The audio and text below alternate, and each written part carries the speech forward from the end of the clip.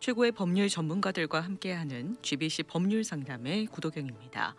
정리정돈의 중요성은 현대인들에게는 이미 충분하게 강조되고 있습니다. 최근 들어 정리를 주제로 한 TV 프로그램도 다수 나왔고요. 정리 서비스는 물론이고 정리 컨설턴트, 정리 자격증까지 있다고 하네요. 내 집을 정리하고 내 주변을 정리하는 것은 다들 알고 계신데요. 혹시 재산을 정리하는 것에 대해서는 생각해 보셨는지요? 평생 열심히 일하면서 일군 재산을 잘 정리하는 것도 중요합니다. 오늘 법률 상담 시간에는 유산 상속법 전문 박유진 변호사님 모시고요. 돌아가신 분의 유품, 재산 정리 리스트를 알아보도록 하겠습니다. 박유진 변호사님 나오셨습니다. 안녕하세요. 네, 안녕하세요. 네, 반갑습니다. 반갑습니다. 자, 오늘 주제가 돌아가신 분의 유품 정리인데요. 변호사님은 유산 상속법 전문이신데 이렇게 재산 정리하는 것도 알려주시는 건가요? 네, 왜냐하면은 궁극적으로 가족분들에게 돌아가신 고인의 모든 전 재산이, 그러니까 개인 물품이든 금융자산이든 아니면 부동산이 다 전달이 되었을 때 저희 역할이 끝난다라고 제가 보기 때문에 그렇습니다. 아, 그래서 이 재산 정리하는 법도 변호사님을 통해서 우리가 또 팁을 얻을 수 있는 것 같은데요. 그러면 이 돌아가신 분의 유품 정리 리스트, 뭔가 좀 주제가 어떻게 생각하면 약간 슬프게도 들리지만 사실 현실적인 문제이기도 하거든요. 좀 하나씩 알아봤으면 좋겠습니다. 흔히들 재산을 정리한다고 말하는데 그러면 돌아가신 분이 생전에 갖고 계시던 것들을 하나씩 좀 정리를 해본다, 이런 의미가 되겠죠? 네, 맞습니다. 제가 이번 주에도 한 세 분 정도를 뵈면서 거기에 대한 상담을 해드렸는데요. 네. 의외로 많은 분들이 돌아가신 분의 이제 개인 물품, 예를 들어서 자동차는 어떻게 저희가 받아올 수가 있습니까? 라고 여쭤보시는 분들, 네. 그리고 돌아가신 고인께서 남기신 유동성 계좌, 그러니까 파이낸셜 어카운트, 금융 계좌는 어떻게 저희가 처리를 할 수 있습니까를 모르시는 분들이 꽤 많습니다. 네. 그래서 거기에 대해서 이제 제가 차근히 설명을 해드려야 되는 거죠. 네. 근데 개인이 재산이라고 하면 정말 다양한 종류의 재산이 있잖아요. 방금 변호사님 말씀하신 것처럼 자동차는 어떻게 될까는 저도 한 번도 생각을 안 해본 부분인데, 그렇게 따지면 정말 작은 것부터 큰 것까지 재산의 종류가 다양할 텐데 나도 모르는 재산도 있을 수 있기 때문에 이 재산을 미리 정리하는 게 참 중요할 것 같아요. 맞습니다. 특히 거기다가 본인이 무슨 재산을 가지고 있는지 정확하게 정리를 해놓지 않으면은 네. 나중에 본인이 세상을 떠나시게 되셨을 때 결과적으로는 가족분들이 돌아가신 고인이 어떤 재산을 가지고 있었는지를 알아내지 못할 때가 너무너무 많다라는 거죠. 아, 그래서 미리미리 내가 좀 스스로 나의 재산을 정리해 주는 게 좀 중요할 것 같은데요. 네네. 사실 그렇게 정리를 잘 해두고 돌아가시는 분들은 그렇게 많지는 않을 것 같은데. 맞습니다. 안타깝게도 저희가 한국에서는 금융기관, 그러니까 금융감독원이 있기 때문에 네네. 금융감독원에서 주민등록번호만 넣으면은 고인께서 가지고 계셨던 금융자산이 쫙 나온다라고 하거든요. 맞아요. 근데 저희는 미국에서는 그렇지가 않기 때문에 네. 제가 만약에 이제 손님들한테 가끔 가다가 전화를 들 때 굉장히 황당한 얘기를 들을 때가 많아요. 저희 어머님이 분명히 저를 위해서 생명보험을 들어놓으셨다고 하는데 도저히 어느 회사에다가 생명보험금을 얼마를 들어놓으셨는지도 모르겠고 그 파워시가 어디인지 모르겠으니 제가 누구를 찾아가야 될지 모르겠습니다. 그러시면서 박 변호사님이 도와주실 수 있냐고 여쭤보시는 분들이 꽤 계시거든요. 네네. 근데 그분의 입장이나 저의 입장이나 크게 다르지가 않습니다. 그 말은 뭐냐면은 그분도 결과적으로는 어머님이 안 알려주고 돌아가셨기 때문에 찾으셔야 되는 거고, 네. 저도 그분에게 돌아가신 고인의 어머님의 팔러스를 알려드리기 위해서는 찾아야 되는 건데 그 찾는 방법이 죄송하게도 굉장히 원시적이에요. 네. 이 말은 뭐냐면은 고인이 돌아가셨다라는 것을 아는 것은 저희가 데스 서티피켓, 사망 통지서가 나오겠죠. 네. 그 사망 통지서에는 고인의 소셜 넘버가 나옵니다. 네. 그 소셜 넘버를 바탕으로 고인이 생명보험을 들었을 법한 회사에다가 다 전화를 해봐야 돼요. 진짜 원시적인데요. 네. 그러다 보니 저희가 프로베이트 과정을 진행을 할 때 가장 골치 아픈 거가 뭐냐면은 고인께서 만약에 여기 아무도 가족이 없고 한국에 다 가족이 계셨는데 계좌는 여러 군데 갖고 계셨고 고인의 한국에 계신 가족분들은 고인이 도대체 어느 계좌에 얼마만큼 가지고 있는지를 전혀 모르는 거죠. 네네. 그럼 저희가 서피나라는 걸 통해서 고인이 사셨던 곳에 반경 뭐 10 mile radius 아니면은 뭐 15 mile radius 이런 식으로 해서 모든 은행을 뒤져봅니다. 아. 근데 그러다 보니 그 은행에서 확답이 올 때도 있고 네. 안 올 때도 있고 그럼 또 보내야 되는 거고 이게 보통 일이 아니라는 거죠. 그렇죠. 그렇기 때문에 정리를 한다라는 것은 본인의 가족들에게 본인이 현재 가지고 있는 상황, 그러니까 그리고 본인이 하늘나라 가기 전에 가장 마지막 지닌 재산들을 제대로 전달하는 데 가장 포커스가 맞춰져 있습니다. 네.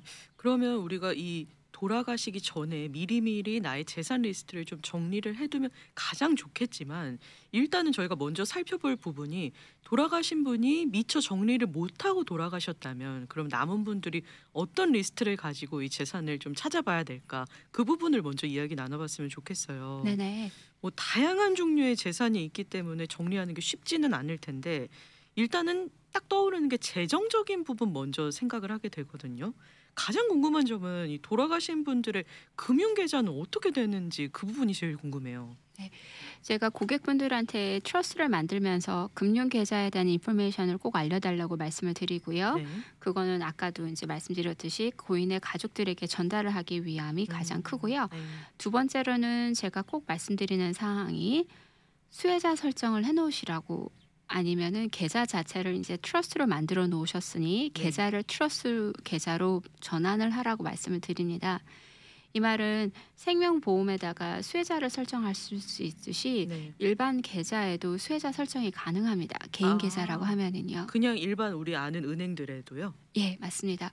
네, 그렇기 때문에 제가 만약에 어떤 손님을 도와드렸는데 체킹이 있으시다. 그러면 체킹에 남아있는 잔고가 누구에게 가기를 원하는지에 맞춰서 손님이 각 본인이 계좌를 갖고 있는 금융기관에 가셔서 직접적으로 수혜자 설정을 하셔야 되는 거거든요. 네. 근데 그걸 가끔 가다가 잊어버리시는 분들이 있고 네. 그리고 안타깝게도 이제 잘못된 충고를 들으시고 트러스트를 만들어 놓고 그냥 계좌가 있으니 자동적으로 트러스트하고 계좌가 연결이 된다라고 오해를 하시는 분들이 꽤나 많습니다. 네. 네. 근데 안타깝게도 계좌가 트러스트로 저절로 연결이 되지는 절대로 않아요. 왜냐? 설립을 도와드리는 변호사가 손님 고객분들의 파업 어처니 위임장을 받지를 않기 때문에 제가 김철수 선생님을 도와드린다고 해서 김철수 선생님이 거래하는 은행에 전화해서 김철수 선생님의 트러스트 변호사인이 트러스트 계좌로 바꿔달라고 할 수가 없다라는 거죠. 아, 저도 지금 트러스트가 있으면은 자동으로 그 계좌랑 연결이 된다고 생각을 하고 있었는데 절대 아니네요. 맞습니다. 아, 그러다 보니 트러스트랑 연결을 하신다고 하게 되게 되면은 살아생전에 아예 계좌 자체를 트러스트 계좌로 여시거나 네. 아니면은 수혜자 설정 자체도 트러스트로 하실 수가 있거든요. 네, 네. 그러면은 김철수 선생님하고 김영희 선생님이 계좌에 돈을 남기셨는데 그 나머지 잔고의 수혜자가 트러스트이니 결과적으로는 긴 패밀리 트러스트가 잔고를 받게 된다가 되는 거죠. 그러면 그 트러스트 주인분이 돌아가시게 되면은 그 수혜자한테 자동적으로 그 계좌가 넘어가는 건가요? 그렇죠. 왜냐하면 트러스트로 돈이 들어감으로써 그 돈을 트러스트 계좌로 이제 디파짓을 한다고 하게 되게 되면은 결과적으로는 트러스트의 수혜자가 만약에 두 자녀가 제인 킴하고 잔 킴이 있다. 네. 두 사람에게 주라고 한다고 하면은 그 트러스트 계좌에서 제인 킴하고 잔 킴이 절반을 뽑아옴으로써 이 계좌가 정리가 되는 겁니다. 아, 그러면은 이 은행 계좌를 트러스트를 통해서 다 수혜자를 설정을 해 놓으시면은 나중에 돌아가신 이후에 복잡한 그런 뭐 계좌 찾아가고 이런 과정을 다 스킵할 수 있는 거잖아요. 그렇죠. 그렇기 때문에 결과적으로는 계좌에다가 인디비주얼 그러니까 개인으로 수혜자 설정을 하시거나 아니면 트러스트로 수혜자 설정을 하시거나 방법은 두 가지 정도가 있거든요. 만약에 잔 킴하고 제인 킴이라는 아들 딸들을 수혜자로 설정을 하고 싶다고 하게 되게 되면은 은행에다가 직접적으로 제인 킴 선생님한테 50 그리고 잔 킴 아들에게 50을 준다라고 적어 놓으시면 되는 거고요. 네.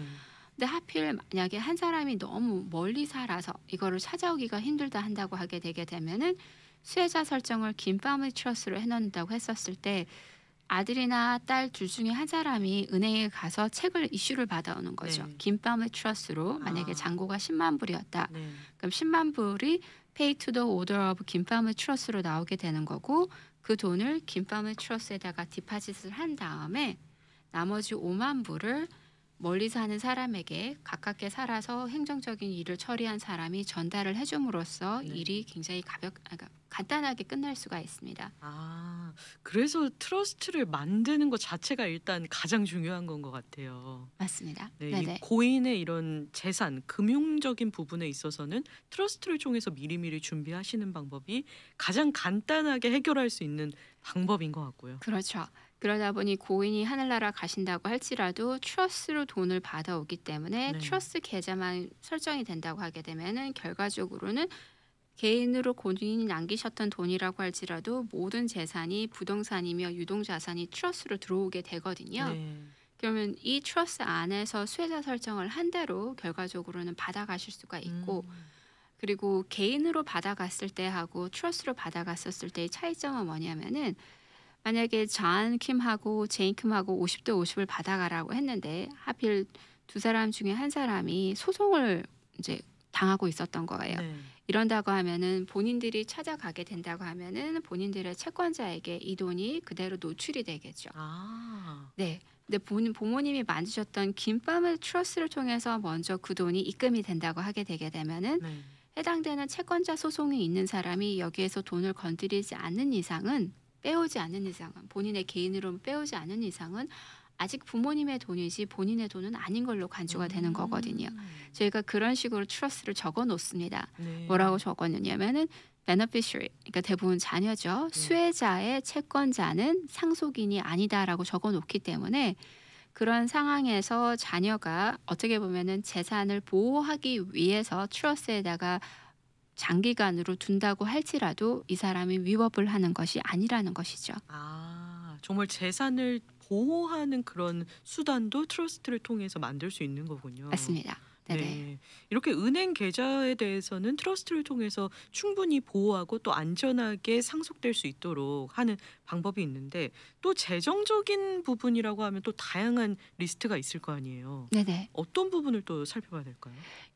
제가 손님들한테 대부분 이제 트러스트를 수혜자 설정을 하시라고 하는 계좌들은 체킹, 세이빙 아니면은 뭐 인베스트먼트 어카운트, 스탁 어카운트 이런 등등에 대한 거 아니면 CD 계좌 등을 네. 말씀을 드리거든요. 네.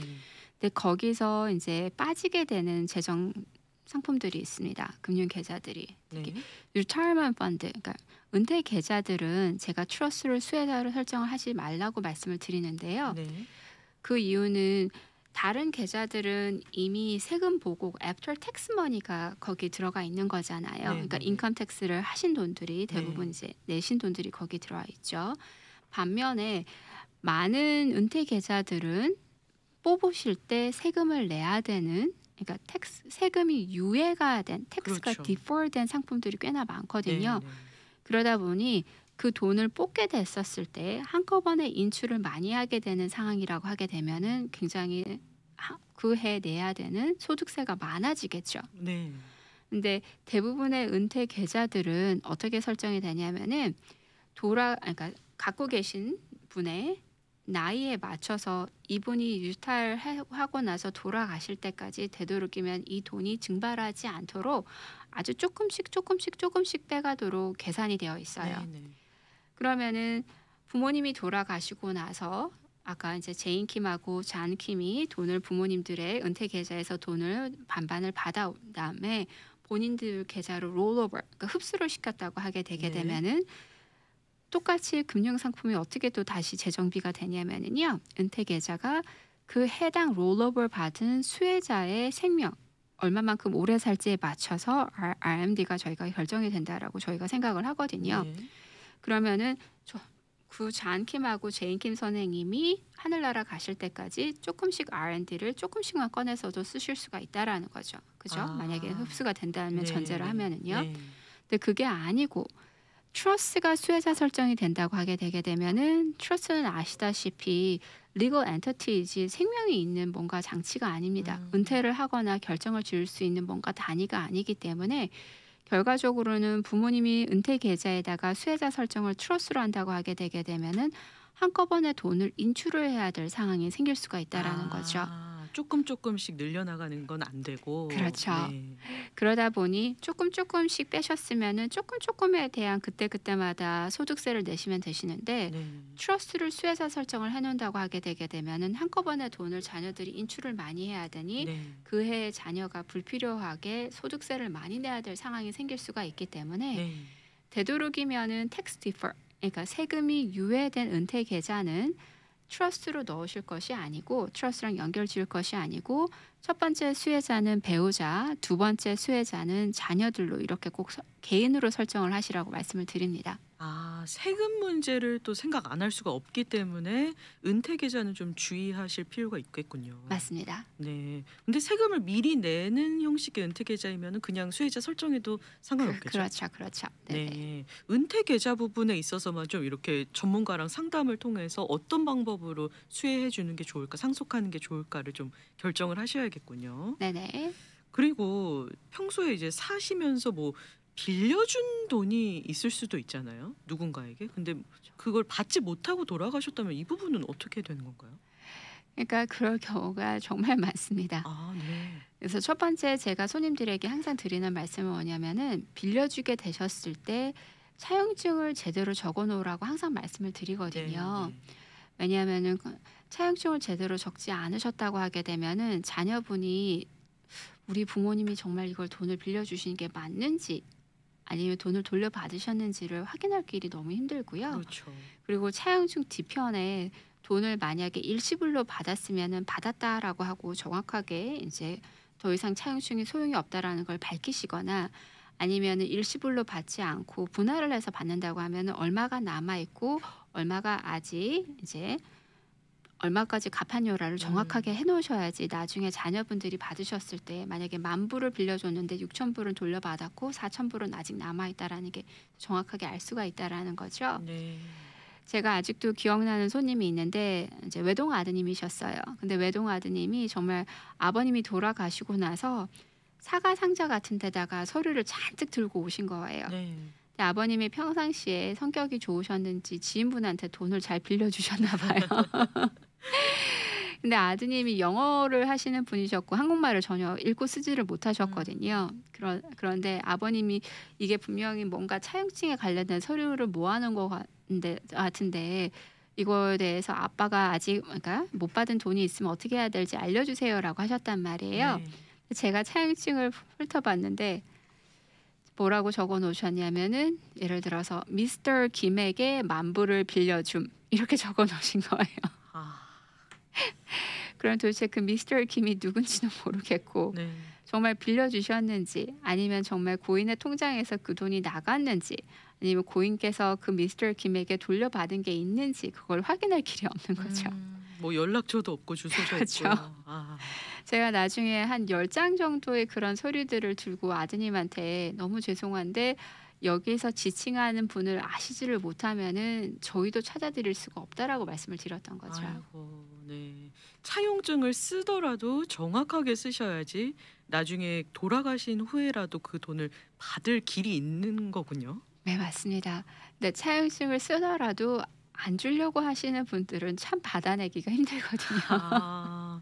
그래서 이 빌려준 돈에 대한 부분은 나중에 돌아가신 이후에 좀 절차가 어려워질 수도 있는 충분한 그런 이유가 있겠네요. 맞습니다. 예. 네. 뭐 갚아야 할 부분도 분명히 비슷한 맥락으로 어려울 것 같은데요. 네네. 그러다 보니 부모님이 또 빌려오셨다고 하게 되게 네. 되면은 금융권에 빌려오신 거는 금융권에서 정확하게 연락이 오는데 금융권이 아니고 친지분에게 뭐 빌려주셨 뭐 돈을 빌렸다 한다고 하게 되게 되면은 액수가 이제 가끔 가다가 안타깝게도 고인이 내가 아무개에게 빌려왔다라는 액수보다 더 많은 액수를 빌렸다라고 주장하시는 분들도 꽤 아. 계셨어요. 또 그런 의외의 경우로 분쟁이 생기는 경우도 있겠네요. 네. 왜냐하면은 고인을 상대로 이제 고인이 돌아가시고 나면은 네. 고인을 상대로 이제 채권자 소송을 하시는 분들이 계신데 네. 예를 들어서 고인은 자녀분들에게 "내가 3만 불 빌렸노라."라고 얘기를 하는데 채권자 소송이 들어올 때는 훨씬 더 많은 금액으로 저희가 들어온 경우도 있었습니다. 네. 그래서 돌아가시기 이전에 빌려준 돈이나 갚을 돈이 있다면은 본인이 가장 잘 아시기 때문에 본인이 먼저 좀 자세하게 정리를 해 두시는 게 참 필요할 것 같아요. 맞습니다. 특히 빌려주신 돈이라고 하게 되게 되면은 트러스트를 만드신 분이시면은요. 꼭 차용증에다가 네.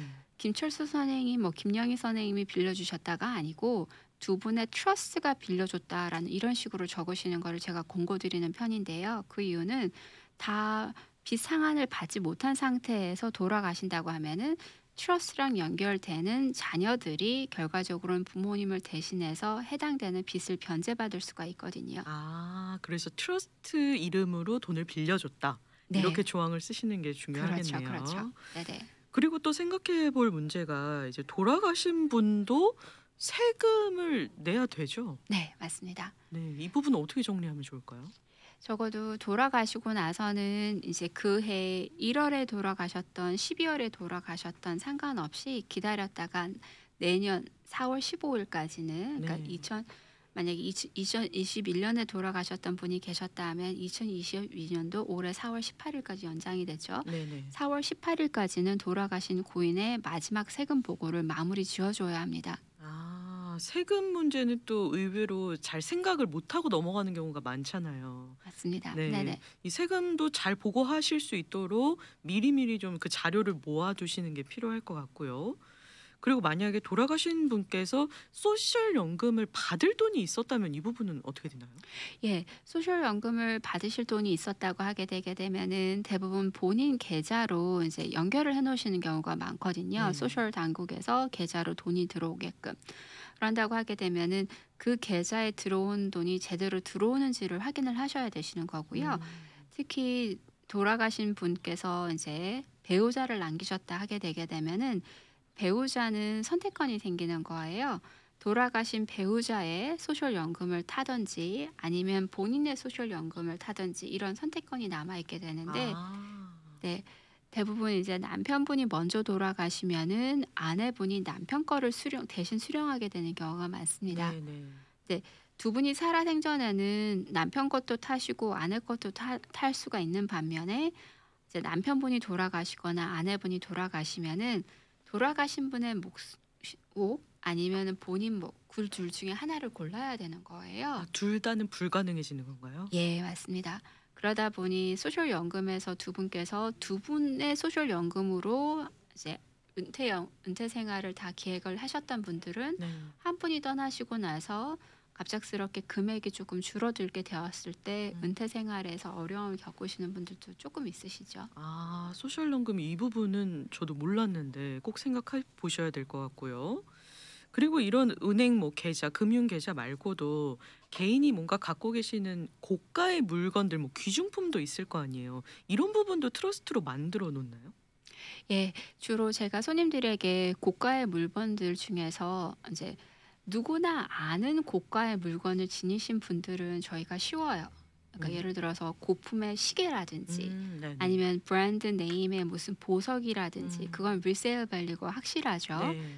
그런데 이제 예술품을 모으시는 분들이라고 하게 되게 되면은 저희가 본래 미술에 관련돼서 미술 작품을 보는 해안을 가지신 분들이면은 상관이 없는데, 만약에 저희 손님이 저한테 오셔 가지고 저한테 "박 변호사 이게 얼마의 가치일 것 같습니까?" 그럼 저는 모른다라는 거죠. 그죠? 아. 그렇기 때문에 대부분 제가 손님들한테 부탁드리는 거가 두 가지입니다. 구매하셨을 때 가격, 그러니까 구매하신 화랑이라든지 구매처가 어딘지 정확하게 밝히시고 그때 구매가가 얼마인지 옆에다가 지금 대강 예상되는 거래되는 가격에 대한 것을 그때그때마다 업데이트하라고 말씀을 드리거든요. 네. 그러니까 그러다 보니 고인이 하늘나라 가셨는데 고인이 소장품을 가족분들이 굉장히 헐값에 모르고 팔아버리시는 경우가 너무 많은 거예요. 아. 물 가격을 고인만 알고 계시면은 그렇죠. 그런 경우 생길 수 있겠네요. 그렇죠. 특히 조금 이렇게 희귀한 수집품들, 네. 우표라든지 아니면은 뭐 예를 들어서 골동품이라든지 저희야 골동품의 밸류를 보면 누가 그렇다고 하면 아는 거지. 저는 솔직히 모르거든요. 네. 그러다 보니 부모님이 돌아가시고 나서 한꺼번에 전당포에 다 보내서 팔았다라는 분들이 있는데 고인이 돌아가시기 전에는 저한테 퍼스널 프로퍼티라고 해서 몇만 불로 적어 놓으셨는데 네네. 나중에 결국 전당포에서 몇백 불로 팔고 오신 분들도 있었어요. 이래서 트러스트에 미리미리 그 귀중품이 있으시다면은 가격을 옆에 같이 적어서 트러스트로 좀 안전하게 그렇죠. 보호를 해두셔야겠군요. 그렇습니다. 예예. 네. 이렇게 좀 재산으로 우리가 생각하는 재정적인 부분들에 있어서는 트러스트를 만들어 놓는 게 일단 가장 중요한 것 같아요. 뭐니 뭐니 해도. 맞습니다. 네네. 네. 아무리 뭐 내가 내 자녀에게 이 재산을 물려주겠다 이런 식으로 해놨어도 그 재산이 무엇인지를 뭐 정작 모르면은 받을 수가 없는 거잖아요. 그렇죠. 수혜자 설정도 하시고 또 내가 갖고 있는 재산의 목록을 이렇게 지금 변호사님께서 알려주신 것처럼 뭐 그런 계좌 재정적인 부분, 뭐 귀중품 따로따로 좀 카테고리를 만들어서 트러스트로 넣어놓으면 더 좋겠네요. 맞습니다. 예예. 근데 일반 개인들은 내가 어느 부분까지 트러스트 안에 재산 목록으로 넣어놔야 될까를 잘 모르기 때문에 변호사님처럼 좀 전문가를 찾아뵈면은 그 리스트를 주시나요? 예, 제가 손님들한테 저희 사무실에서 쓰게 되고 있는 폼들을 많이 이렇게 나눠드리고요. 네. 거기에 맞춰서 작성하시라고 말씀을 드리는데 아, 자녀가 한 명 아니고 여러 명이 계시는 분들은 목록을 만들어 놓으시고 제가 또 부탁드리는 거, 덧붙이는 것은 뭐냐면은 그 각각 목록에 해당되는 재산의 수혜자가 누굴지를 정해달라고 말씀을 드립니다. 목록별로 수혜자를 정해요? 그렇죠. 예를 들어서 예술 작품을 만약에 어떤 작가의 작품을 10개를 가지고 계신 분이 외동아들이 있다 하시면서 외동아들에게 다 주시겠다고 하면은 특별하게 제가 적을 필요가 없겠죠. 네.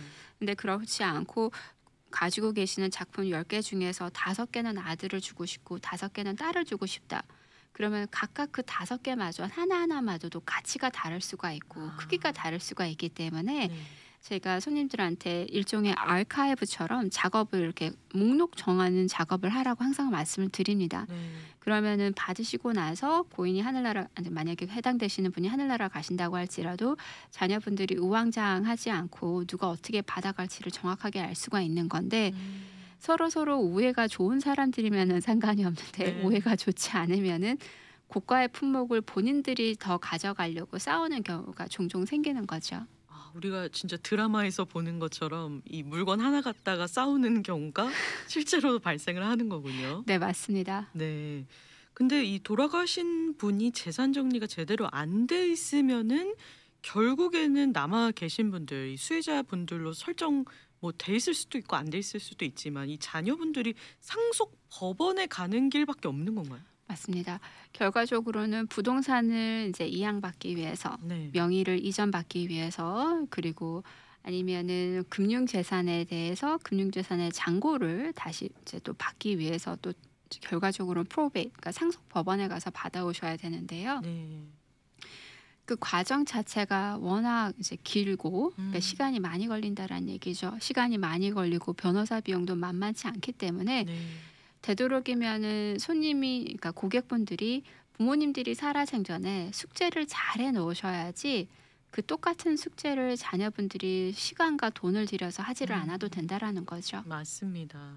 자, 이렇게 살아 계실 때 미리미리 이 나의 재산에 대해서 트러스트를 만드셔서 안전하게 좀 정리를 해 두셔야지 나중에 상속 과정에서도 문제 없이 정말 원활하게 진행이 될 수 있을 것 같습니다.